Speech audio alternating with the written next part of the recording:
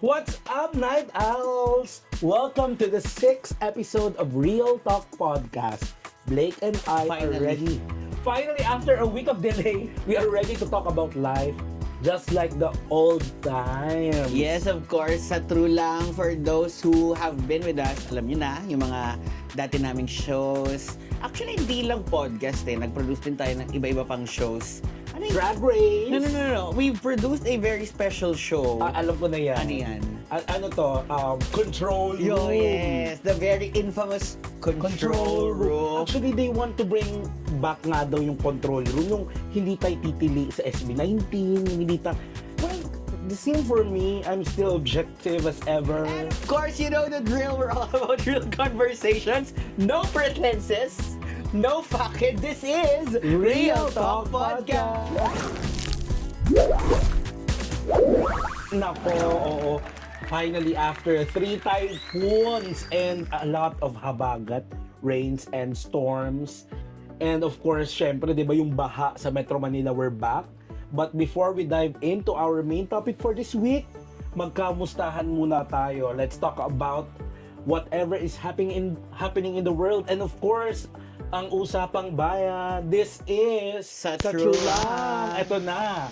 President Marcos is set to sign a bill postponing the SK and the barangay elections. Kaya, kagawad, tuloy ang rampa. Wait, so SK lang ito, no?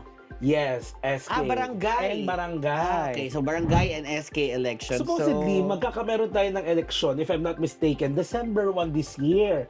Pero ipopostpone na siya sa 2026. So ito na nga, di ba? Siyempre, pag pinag-uusapan ito, merong makikinabang definitely. Yeah. Ang tanong dito, makikinabang ba ang taong bayan? Kasi ang chika nga is ma-extend na naman ang kumbaga ma-extend. So what is your dito? Well, ako, it's time we abolish the SK, first and foremost. Really? Yes, I am... Ganun katindi. Oo. Hindi wag i-postpone. I'm sorry ha, if you won't abolish the SK, at least put a very heavy check sa ating SK officials. Based on experience. This is based on your Yes, based on experience. Not just in my barangay, but in several barangays. Nagiging kuhanan talaga ng pondo ang SK. Kumbaga, I'm so sorry to ito say. nga raw yung nagiging training ground for Yes. corrupt officials. Alam mo yung imbis na ang SK ang nag-establish ng training ground para sa kabataan, hindi ang nangyayari ang SK ang nagiging training ground ng pangungurap in the future. So parang, actually, ito dito pa nagsisimula, dito pa ini-introduce ang pinaka-dinastiya. So, nagiging kapitan, nagiging SK kagawad. So ako I haven't really seen a very, very concrete project ng mga SK. Parang aside from the liga, which is, I think it's still very important. I don't want to shade yung mga liga kasi sports is something that we should also bigyang pansin. It's just that I don't think yung youth is all about that. Ang dami-daming bagay na pwedeng pagtuunang pansin ng SK na hindi na pagtutuunang pansin. So ako, kung hindi natin i-check and balance ang function ng SK, i-abolish na lang natin. Nasasayang yung pera Kumbaga, this could go to more projects or departments na pwedeng gawin. Basta, that's my opinion on So sa tingin mo ba, pag inabolish ang sangguniang kabataan to make way for something na sa tingin mo mas less yung corrupt practices, pero at the same time, it will still introduce yung kabataan leadership? palakasin natin ang National Youth Commission. Totoo, Grabe. totoo. Sorry ha. Panawagan na to, totoo to. Ikaw, you have been a recipient of a project ng National Youth Commission. Yes. I have seen firsthand yung mga proyekto ng National Youth Commission. Nagpalit-palit na ng commissioner ang National Youth Commission, pero still, ang mga programa nila ay tuloy-tuloy. Hindi po ako against talaga per se dun sa pag-extend ng termino. Baka kasi ma-feel nung iba, ay naatake niyo kami. Actually, it's not because gusto namin atakihin yung chance yung makapagpamalas ng magandang produkto pero ng magandang proyekto, pero ang sa kabilang banda kasi ma-extend din yung mga, alam mo yun, yung mga airing at yung mga hindi nagpo-perform na barangay officials. If you're really doing very great sa barangay nyo, marere-elect kayo at marere-elect Okay, sorry. kayo. Let me wrap it up. Okay. Given the turnaround of the most recent elections, given yung mga mechanism ng ibang politiko natin na nagtagumpay, I don't probably if not abolish, establish natin yung matinding check and balance sa SK. Pananagutin agad natin yung mga, kumbaga kasi minsan nakatingin tayo sa mabibigat na official when in fact sa SK level pa lang ang tindi na ng korupsyon. So kung hindi natin paiigtingin ang check and balance ng mga SK, anong project na nagawa nyo this year, dapat may sanction kapag walang project. Pag ang budget ganito, pag hindi gumulong ang budget, bakit i-roll over mo next year? Anong ginawa mo this year? So natenga ka this year. Yung mga ganong factor, paigtingin natin ang check and balance ng sangguniang kabataan kasi yun nga, kumaga medyo okay ang kabataan ngayon in my opinion. Kumaga hindi ko pala pwedeng tanggalin yung cliche as it may sound, I believe that the children are the future pa din. Still. Kung ang leadership, kumaga mag-lean towards tayo dun sa idea na ang mga kabataan ay pwede pa nating i-train para mas maging mabuting opisyal. Pero paigtingin natin ang check and balance SK level pa lang. Tama. Parang mas maganda kasi is dapat yung sistema is that hindi ka na talaga matetempt or is yung sistema na hindi ka na talaga makakagawa ng masama. True. Kumbaga sobrang tindi siguro dapat ang institusyon na hindi mo na magagawa itong mga wrongdoings in the first place. 'Di ba? Pero ako, ang sa akin lang talaga, ngayon may extend sila for 11 months. Kasi from December 2025, magiging na siyang November 2026. Yeah. So it's a long period of time para bumawi sa mga constituents. Kasi itong mga barangay officials and SK, ito yung pinakamalalapit talaga sa komunidad. Yeah. Anyway, ang ating second chismis ay Drag Race Nation Royale airing na on August 13. Sa mga hindi nakakaalam, the Drag Race Nation Royale is a very special edition. It's not the regular season of Drag Race Philippines, but this is a cast. It's like Philippines versus the world for avid fans. Kumbaga, meron tayong mga representative na mga Pinay mula sa ating bansa, of course. Lalaban sila sa iba't ibang drag queens ng iba-ibang season, ng iba-ibang editions, ibang bansa, France, US. They all went here to the Philippines to film and may kita natin ng drag excellence. So, supportahan po natin yan. Meron tayong 5 Pinay drag queens na lalaban, namely Bernie, Arizona Brandy, Kiana with a K, of course, Brigading, and Vinyas Deluxe. So, yun. Yeah, so aabangan na naman natin yan. Anyway, our final sa true lang topic talaga, ito pinag-uusapan, parang vice god na we're calling out some toxic fans, quote and unquote, toxic fans ng mga PBB collab housemates. Yeah. So particularly nag-guest sila ng ni Will at sila si Will at saka si Bianca. And then parang may pahaging si Meme Vice na parang bawat kibot nila may mga hindi maimbita or kung ano mang gawing action ng programa, may matitinding mga toxic fans na maire-relate natin to sa topic for today's podcast. So, what is your take dito sa mga toxic fans daw? Ako, eventually, I have been a toxic fan. Hindi, kumbaga may mga opinion ako but not to the point kasi na itatag ko pa. Ito kasi tinatag nila si Meme Vice. Si Meme Vice sumasagot talaga yan. At nagbabasa si Meme Vice. Very present si Meme Vice sa Twitter. Siguro ako lang regarding our toxicity sa mga ganito. It's a different ball game when you're out of the house already. Yes. So, ito po ang mga show ay wala pong obligasyon na bigyan ng proyekto ang mga lumabas na housemates. The housemates have to stay relevant. Kailangan nilang panindigan yung stardom na natamasa nila sa loob ng bahay ni Kuya. Even sila lang How do we keep things interesting? So, ganun po. Ang projects work like that. Kasi, why would a noontime show guest you kung wala ka nga namang, kumbaga nakatingin din yan sa star potential mo sa mabibigay mong audience, sa traction na mabibigay. Actually, may isang sinabi si Meme Vice dyan na, gaya niyan, tahimik tayo ngayon. Parang may isang episode, may ganun siya.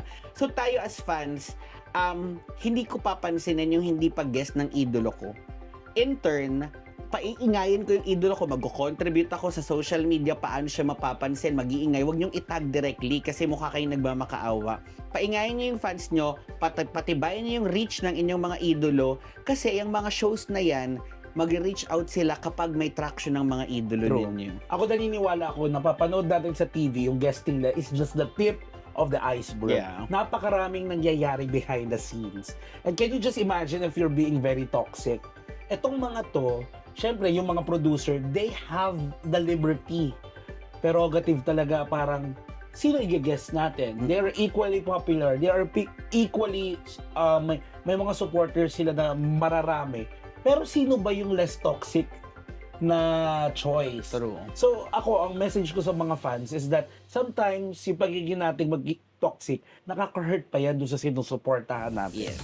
Of course, this week's episode is sponsored by our beloved, the one and only Tita Norina, and of course, fresh from Taiwan and the Philippines, si Ate Kat. Love you, Ates. Mga miss na namin kayo, and we're looking forward sa pagbalik niyo sa Pinas. And thank you very much for sponsoring this episode. This week's topic is inspired, of course, by the last song in the EP, but hindi nagtatapos dito ang aming podcast. The last song in their EP na aming bibigyang pansin ay Dungka ni Bibigyang Pansin. Gagawin naming topic rather.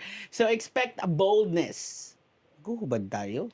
Hindi, parang mga bold take, ganan. Kasi ang bold sa akin ay... Nung bata tayo, bold. Oo, yes. Of course, a sense of community and the power of rising above the haters. Let's break it down, y'all. Yes, our first subtopic is parang kanta rin ng 21 na. Go away,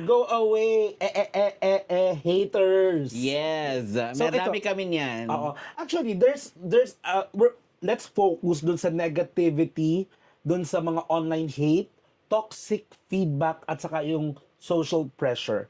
So, pag-usapan natin, was there always a pressure to talk back? Sa haters to, ha? To answer? Or to defend yourself online? So, parang pag-usapan natin to, no? Kasi, parang mamaya, from one aspect, we can talk about the wisdom in silence. Mm-mm. Pero, what is the wisdom in clapping back? Clapping back. Okay. So, ikaw, can you share something? Naku, babalik na naman tayo sa nakaraan. Halloween. Alam mo, si MST, Halloween. the queen of clapbacks talaga ako. Hindi, kasi it's easy to trigger me eh. Mm-mm. Though recently, in all fairness sa akin, mas trained na ako. Oh my God, who is that? I think that's yours. Yes, go. In the most recent times, mas trained na ako na hindi mag-clap back. But I have always been known for clapping back. Especially if, irita mo ako, ganun. Pero ngayon, I've realized kasi na, sometimes, if a discussion will not be happening, I will save my peace na lang. Pero, May ganun ka. may ganun akong moment ngayon. But in terms of clapping back, ilang beses na parang, lalo na kung yung opinion mo will not sit well with me, naghihimay-himay ako ng opinion niya. Kumbaga, di ba, isang comment yan.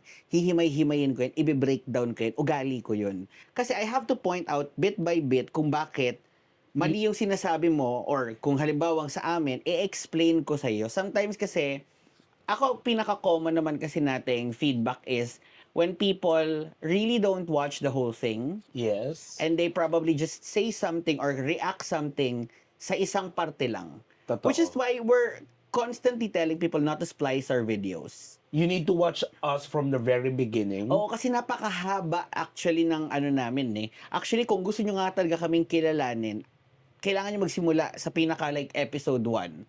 Kumbaga, paano kami nag-arrive sa mga opinion namin ngayon, because we don't just deliver our opinions yung sa ngayon yung spur of the moment. Ang mga karamihan sa mga opinion namin is sa mga pinanggalingan pa namin. Kaya nga sabi ko din, hindi mo pwedeng i-describe ang isang tao based sa current situation niya. Yeah. You really And have to look past it. actually, sometimes, pag nag-opinion ka, si Harry before, ako nag-opinion ako, may kanya-kanya tayong hugot eh. To the point na parang, naintindihan ko yung hugot mong yan. Mm-mm. That's it. Pero now, I want to point out na talaga dati, I found the wisdom in silence. But I will counter that wisdom also now. Can you remember before, sabi nila, less talk, less mistake.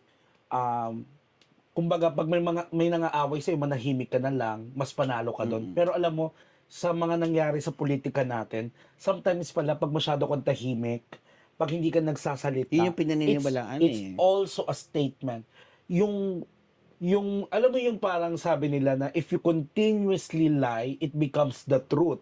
Kung anong sinasabi ng isang politiko or ng isang artista na version nila ng katotohanan, sometimes pag pinaulit-ulit nila yan, yan yung nagiging katotohanan. True. So even if it's a fake news, yun yung pinaniniwalaan ng tao. Actually, yung mauna ka nga lang magsalita to establish May something. ano na agad yun, minsan first nagiging, blood. oo, minsan yun na yung nagiging word ng mga tao, which is why, sabi mo nga kanina, yung pagsasalita mo is probably to clarify things. Yes. Para hindi yun yung paniwalaan ng tao. And another thing that you have to remember when you're clapping back is that yung truth mo probably mawag na nahimik ka for so long. Baka hindi mo na mailabas yung truth mo. Tapos yun nga, eventually, truth na ng iba yung mas paniniwalaan. Tapos ikaw yung lugi in the long run. Correct. Now, in the perspective ng ikaw ay netizen lamang at nakikinig ka lang at nakikichika ka lang sa issue, now, ito yung natutunan ko na maipapayo ko. Do you remember Christine Dacera's case? Nung gabi na pumutok yung balita na ginahasa siya ng ilang lalaki, apparently sobra yung hate na inirelease ng mga kakilala natin online. Na rapist kayo, mga mamamatay tao kayo, mga wala kayong kwentang individual. And then of course, I have then the itch to comment also. Because I'm mad. I'm super mad. Na pinagsamantahan na may inabuso nila tong babaeng to. Then, you know what? It turned out, nilagay ko lang sa draft ko, hindi ko pinost, pero sobra rin yung tindi nung paratang ko eh. Kasi nakita ko talaga yung mga comments online eh. There's an itch na makisama sa usapan eh. True. Pero it turned out, bading pala yung mga tao. Nakasama niya. Friends niya pala. Hindi pala siya hindi pala ito mga intruder. Yeah. So, basically, kung nabitawan ko na yun, parang, alam mo yun, parang may mali pala. So, there's still a wisdom in silence for now. But eventually, you have to speak your truth. Your truth. Yeah. Kasi kung minsan, hindi ka talaga magsasalita about something, wala. Parang, you're giving up the chance to clarify some things. Correct. And at the same time, ngayon dati sabi nila sa akin, naalala ko yan, huwag kang magsasalita, huwag kang lalaban. Kasi there's a wisdom in silence. But you know what now? Silence is a statement in itself. If hindi ka nagsalita, pwedeng masabi ng tao na guilty siya. True. Or kaya hindi siya nagsasalita kasi dehado siya. Ito, hindi po ito political statement pero this is a political observation only. Ito yung nakita ko kay Leni Robredo nung VP pa siya. Nanatili siya for 3 years na hindi nagsasalita sa lahat ng ibinabato sa kanya. Kahit sobrang parang alam mo yun, parang wala naman talaga, parang walang basis yung binato sa kanya. And then you know what, since hindi siya nagsasalita nung mga first years of her term, yun ang pinaniwalaan ng karamihan. Yeah. So, namayani na yung fake news. Tapos na-realize na lang niya, nung tatakbo na siya na kailangan na niyang mag-clap back. But it's too late. Na-build na yung narrative sa utak ng ibang tao. Yes. So parang now, ang advice lang talaga namin is that maging think before you click pa din. True. Pero at the same time, know when to speak up. Yeah. Exactly. And now, of course, our second topic, ito, prominent itong caricature at character na ito pag kinakanta ang dungka, the crab mentality. Bakit success ng iba ang stress ng iba? Have you ever encountered crab mentality in real life? I mean, Oo naman. Ako minsan parang I have been questioned, bakit mo ginagawa to? Bakit mo ginagawa yung parang ganyan? para ma-discourage ka from doing things. Yeah, to discourage me. Parang minsan nga I have been questioned pa sa pagta-travel. Bakit hindi na lang daw ganito yung gawin? Well, in the first place, din ako. parang bakit mo ako papakialaman hindi ko naman hiningi sa'yo yung pag-travel ko. So, kung merong pwedeng sumita sa akin, si Ate Lucy yun. Siya yung nagpa-travel sa akin sa Cebu. Para mga ganong bagay ba? Kumbaga, don't tell me what to do in my life kasi I'm actually enjoying my shit. Tapos, meron din sa meron sa family wherein minsan they think that they know what you should be doing. Pero ako kasi pinaninindigan ko, I stand firmly on my ground. I'm lucky enough to have a family that's not hashing out any homophobic comments. Siguro rin na-establish ko na sa pamilya namin na I will speak out if I have to. Maririnig nyo ako kahit Pasko yan, kahit New Year yan, pag may sinabi kayong kakaiba sa akin, magsasalita ako. So, I'm lucky enough na wala rin namang nagtangka na magkaroon ng homophobic slurs. But regarding my stand in life, a lot of people do not really have a say in what I will do. So, might as well, just shut your mouth. Yes. And of course, if you're shining or kumikinang yung between mo ngayon, you are doing very well, it doesn't mean that you dims others light eh. Though kasi ako naniniwala ako sometimes, yung pinupuna mo with other people so often is your insecurity. Yes. Parang feeling ko ako I have insecurities as well. I'm not gonna, what do you call this? Hindi ako magmamalinis. Sugarcoat. Sugarcoat na may mga insecurities pa rin ako. But I have realized na yung mga insecurities ko dapat ay hindi ko kumbaga internally alam ko na shit, ano ba to, nakakainis, ang ganda, wala na, deads na ang laban. Parang may mga ganun akong mga pero hindi ko pwedeng i-project sa kanya yon kasi that is not the right thing to do. Kung may mga insecurities ako, sasarilinin ko yon, i-internalize ko kaysa makatapak ako ng ibang tao, tapos yung insecurity kong yon, sige, paano natin ma-overcome tong insecurity na to? Say for example, sa skin. Sa balat na ibang tao ko, I have had skin asthma. So my skin is not really that yung mga kutis artistas. Pag nakita ko, shit, kinis naman ito. So ngayon, paunti-unti, I'm trying to improve. Naglo-lotion ka. Upgraded ang mga gamit. Yes, may Clinique, may Estee Lauder, may Kiehl's, diba? So parang, we're blessed enough by some subscribers na talagang continuously sumusuporta at nag-i-improve ng mga insecurities natin. Pero, yun nga yun eh. Huwag mo i-project sa ibang insecurity mo. I-internalize mo. Tapos, i-improve mo. Yes.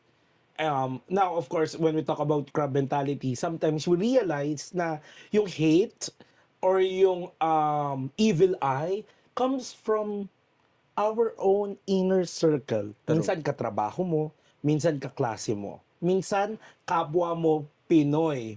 So, what can we say about this? Ako magsha-share lang ako dito talaga ha. And I've really experienced this. Now, hindi ko pa pwedeng i-discuss dito yung tinatawag nilang success. Because I don't think na reach ko na yon or nandun na tayo, no? Siguro si Meme Vice lang makakapagsabi nun. Pero I watched this interview of Vice Ganda kay Katrina, kay Miss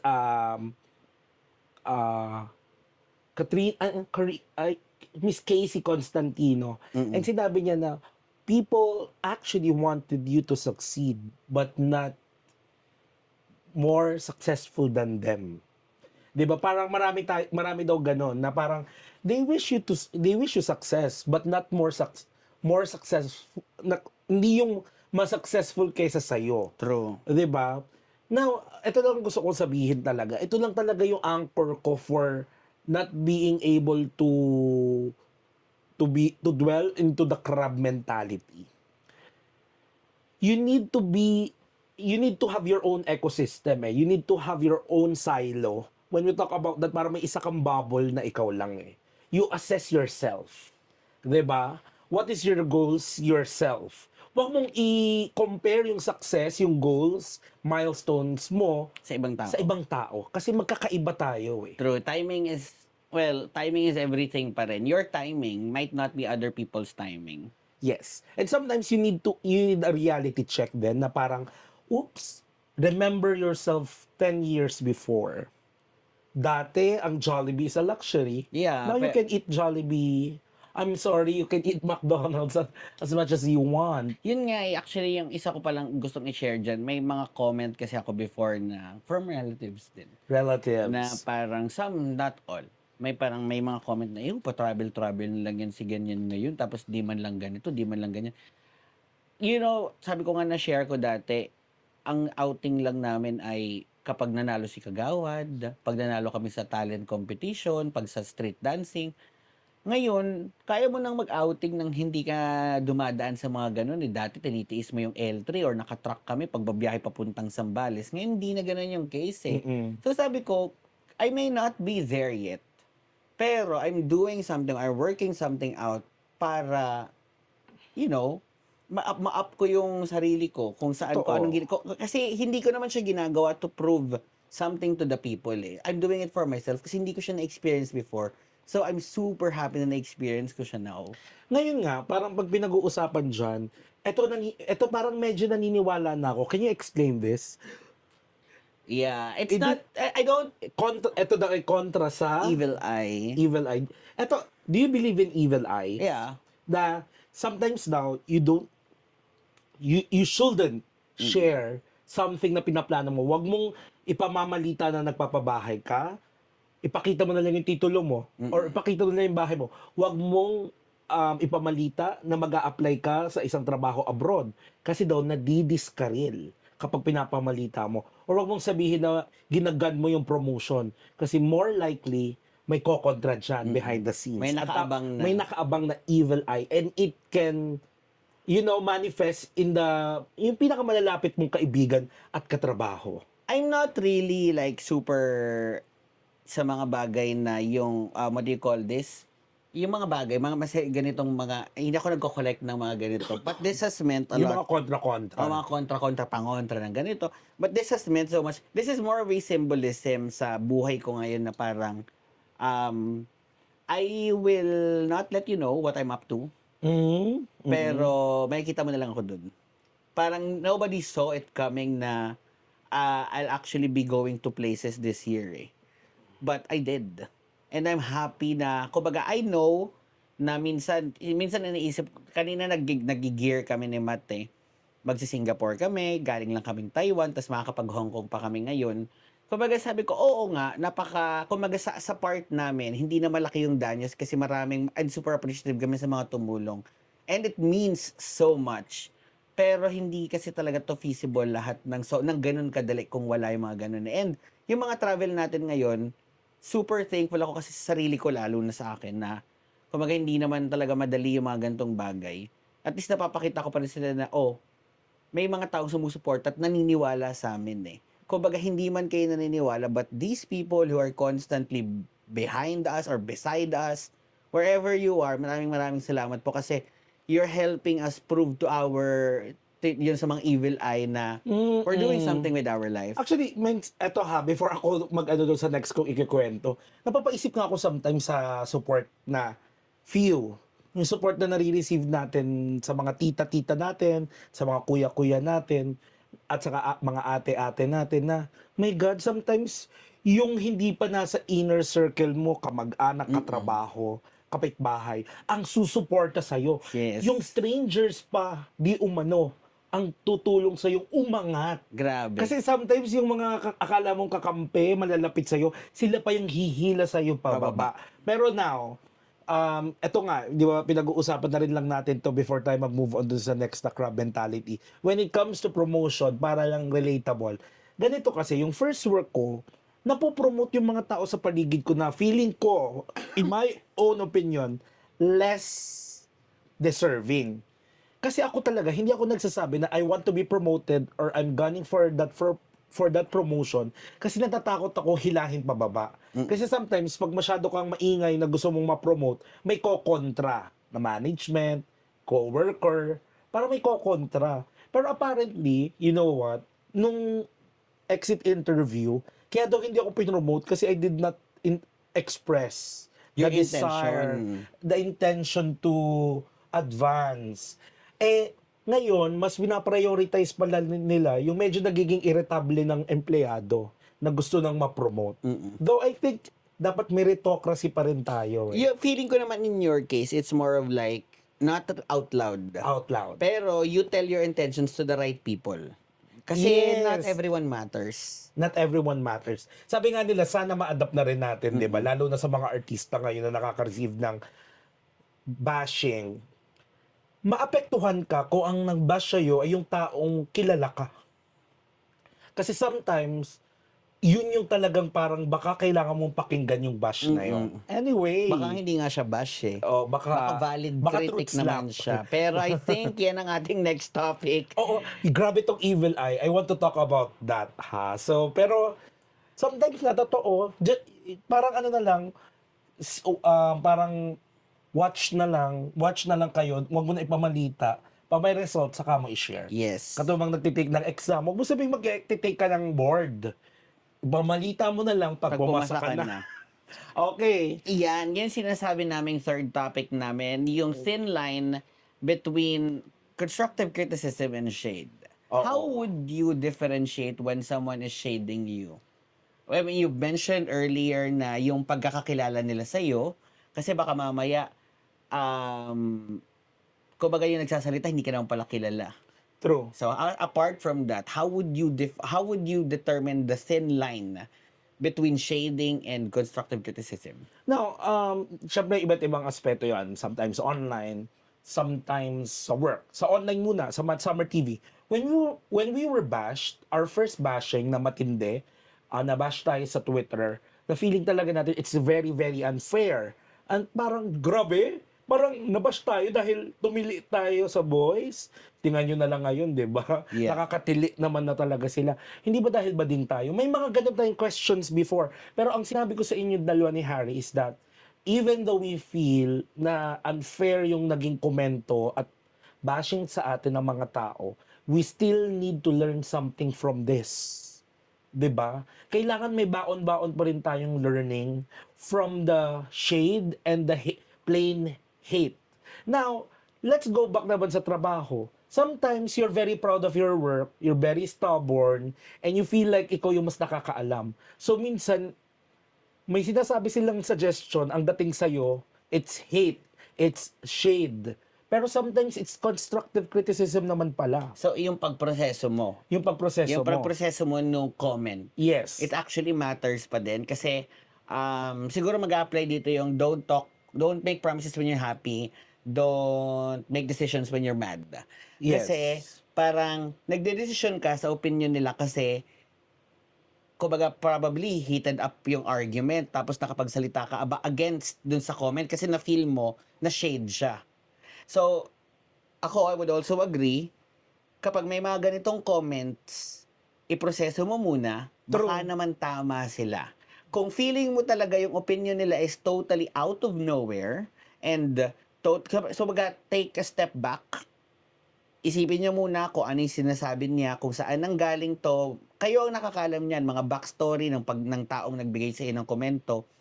Minsan kasi baka mamaya, we might take it against them, pero the truth is, hindi naman pala talaga siya negative feedback. Baka naman constructive criticism and eventually for your betterment din talaga. True. Sometimes when you hear, you feel like offensive and it's an attack. Sometimes you need to learn to step back then and reassess. Baka nga you miss something. Baka nga may mas magandang approach. Yeah. Pero sometimes if it makes you feel parang alam mo yun, nakakaramdam ka na talaga ng negative energy and bitterness. And then you feel like na yung criticism, yung parang di umano ay criticism, but it makes you feel bad, demotivated, and yung sa trabaho parang nakakababa. Doon mo malalaman na hindi siya constructive criticism. Kasi pag yung energy na sobrang negative, sobrang bitter, at na may personal na, it's time for you to step back and to ignore. Doon ka talaga literal. Kasi I've experienced this even though you seems fair, nag-work ka ng maayos, meron at meron talagang tao na walang Ibang gawin, kundi punain ka, personalin ka, at i-down ka. Yeah. So, that is the bitter energy that we don't want. Ako naman, yun, I'd still go back dun sa pag-process ng mga bagay-bagay. Not everyone matters. True. Pero, if that someone matters, I will take their opinions under, under advisement. Kasi eventually and ultimately, their advices will just be words if you don't take them. Yes. So, take everything under advisement, eventually you are the master of your own fate eh. Ikaw at ikaw ang makakapagdesisyon. Ikaw at ikaw ang gagawa ng desisyon. So, baka mamaya isisi mo pa kasi sinabi mo ganito. Ikaw din mismo, i-develop mo yung, yung forward thinking mo na, pwede mo i-consider ang mga sinasabi ng ibang tao. But ultimately, it's how you process things and how you decide on things. Kasi ikaw ang nakakaalam kung anong nakakabuti sa'yo sa sitwasyon na yun. True. Sometimes yung mga sinabi nila pwede mong i-categorize as advice. Pero kung yung kanilang advice hurts you more, parang mas masyadong nakakababa, then doon ka. Also, Ignore. benefit of the doubt din dyan, Matt. Baka naman mamaya, nagsabi sila genuinely. Pero ikaw kasi, hindi, kumbaga, Stubborn ka naman masyado. hindi sa pagiging Yung stubborn. parang- No, not pagiging stubborn. For example, I tell you something, pero hindi ko alam yung buong backstory. Ikaw ang nakakaalam ng totoong storya. Ikaw ang nakakaalam ng buong storya. So, baka mamaya yung opinion niya is ibinibigay lang niya based din sa experience niya and based sa nakwento mo lang. So, eventually and ultimately, ikaw lang ang nakakaalam Yeah. nung kailangan mong gawin eh. So, again, advice, opinions, and comments will just be words if you don't let them affect you. Correct. Sometimes ako sa office namin, no, ako lagi yung hinihingan ng advice. Sometimes it Ikaw comes- man si Dr. Love nung Yeah, college, di Nung ba? college ako si Dr. Love. Walang karelasyon, pero nag-a-advise. Di Kapal ba? ng mukha. Kapal ng mukha. Sa opisina ako rin sometimes. And, syempre, sometimes, truth hurts. Di ba? So, mag-a-advise ka. Mag-criticize ka. And then, syempre, masakit pakinggan sa kanila yon kasi pinagtrabahuhan nila ang isang bagay. Pero, if you prove me wrong, na mas tama naman pala talaga yung approach mo, and then, may counter feedback ka sa akin, at you defended that, I respect. Kasi parang yun talaga ang tunay na constructive criticism. Yeah, kung mapapanindigan mo, Kung mapapanindigan madedefend mo. Kasi kung na-discourage ka dun sa aking criticism or advice, it means, maybe I'm right. Maybe I'm wrong. Kaya sometimes, di ba, pag nilait tayo and we crumbled, that's a sign na baka nga tumama kung saan, alam mo yun, ano, Di kung may naman. pupuko, ano yung Pag, tawin? kung may uukol, kung may uukol, may bubukol. Pare, parang ganun. tinawag ka, bakla. Ay, hindi naman ako affected dun. Kasi- It's true eh. Hindi, kumbaga hindi, eto yan eh. Minsan, Ano yun yung sinasabi mo lagi? What what you admit, people can't use it against you. Vice ganda. What you own. Actually, puro vice ganda to ha. Ito, pero may negative dyan ha.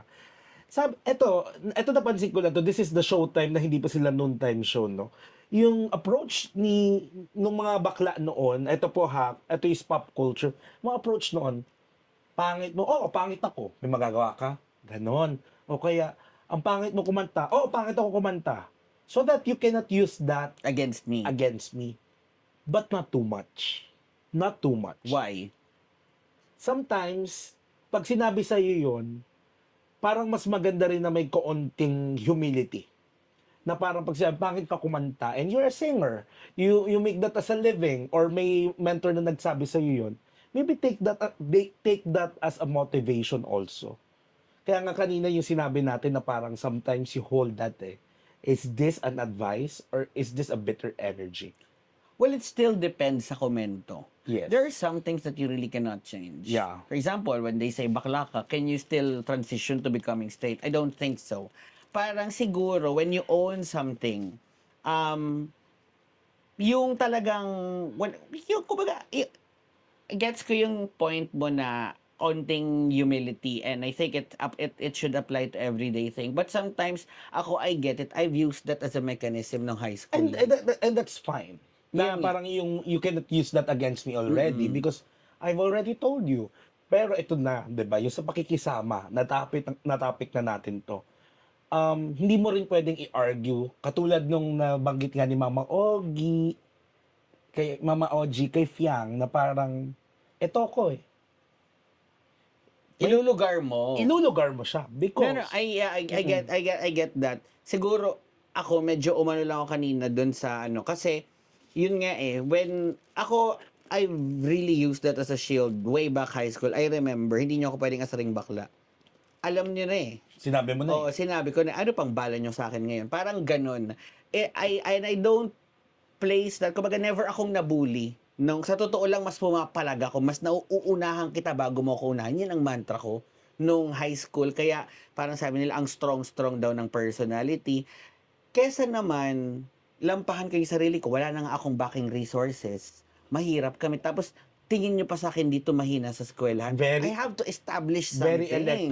Very Electra ka pala. Yes, very I Electra. demand respect. Oo, pag pumuputak mo pa Ganon. talaga yung bibig ko. Pero yun nga, kumbaga, yung ugali talaga natin, of course, ilulugar at ilulugar pa rin naman natin. Di mo pwede sabihin, ito ko, tanggapin nyo ko. That's not true. Yeah. Real in the, sa real world. You still need na makisama. So, ilugar lang talaga natin. Anyway, now there's a question from our listener. And this question is from Crimson21. How do you handle criticisms from your own relatives, especially being part of the LGBT community? I don't na. Well, I will speak based from my experience, you speak from yours. Ito kasi sa amin, Matt, they've already known that I'm gay ever since. I think I came out of the womb. Parang bading na Kasi nung talaga. pinanganak ka, ang iyak mo. Parang gano'n. So, Okay. I have realized that in the 31 years of being gay, kiniklaim ko na yon since bata ako na hindi ko mababago ang pananaw ng nakararaming tao. Especially yung mga elders na.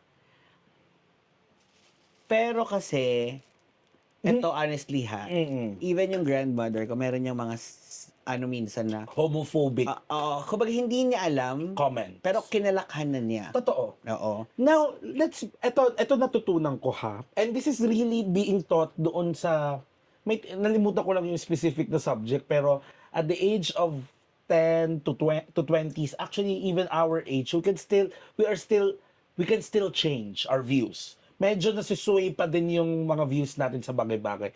Pero yung mga magulang natin, at this point, may mga values yan na hindi na mababago.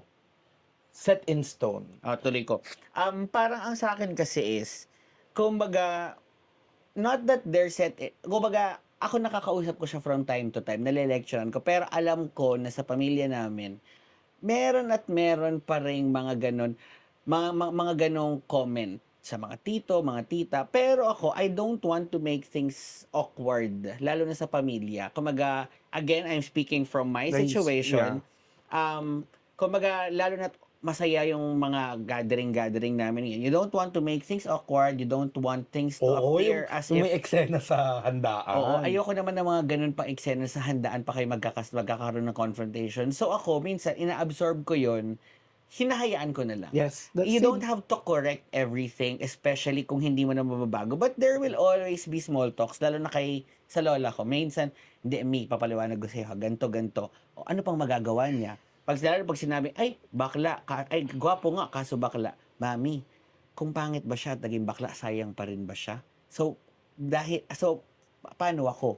Bakla ako. Isipin mo, di ba, alam mo namang bakla ako. So, feeling mo ba sayang ako? Yung mga ganong small talks, hindi kailangan maging... Confrontational and outrageous lahat ng bagay. Actually, nababasa ko yan. Like, during the pandemic and yung kahit mga recently, pinagmamalaki pa minsan nila yung mga malalaking eksena ginawa nila sa bahay nila. For example, di ba, breadwinner na daw siya. And then narinig niya yung homophobic remark ng nanay niya. Magtigil ka, di kita padadalhan. Or magutom ka. Bastos din naman. May mga ganon na parang hindi. And ang daming sumusuporta na, you need to speak out. You need to prove your point. You need to make a demand. Alam niyo po, sa experience ko, iba yung kinalakhan nilang henerasyon. Meron talaga silang ibang pananaw and point of view. Now, na-realize ko yung positive reinforcement kung paano nila tayo binuo yung values natin. Ibalik natin rin kung paano natin bubuuin yung values nila sa makabagong mundo. Yeah. For example, my father, nung natuto siyang mag-YouTube, lahat ng napanood niya because of the algorithm, lahat fake news.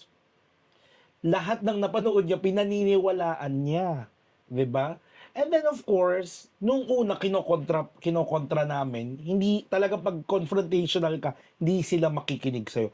Pero alam mo, dumating yung point na parang, pag naman nakapanood siya ng tamang impormasyon, tamang balita, ang galing mo naman, paping. Mm. Tama yung information na narinig mo, reliable yung pinanood mo. Natutuwa naman siya. So ngayon, kwento mo nga. nanonood na siya ng mga tamang balita at tapos ako pa sikreto, binablock ko yung mga fake news. Sometimes nasa control mo rin yun. Nakokontrol mo yan. Siguro, yung mga comments, especially regarding the LGBTQ, especially in our case, hindi mo na maiiwasan yun. I think it's part of our daily lives. Yeah. Kumbaga, people, you will hear bystanders from the streets, bading, bading, bading. Ako minsan sumasagot-sagot pa ako, bakit, pangit. Sasagot.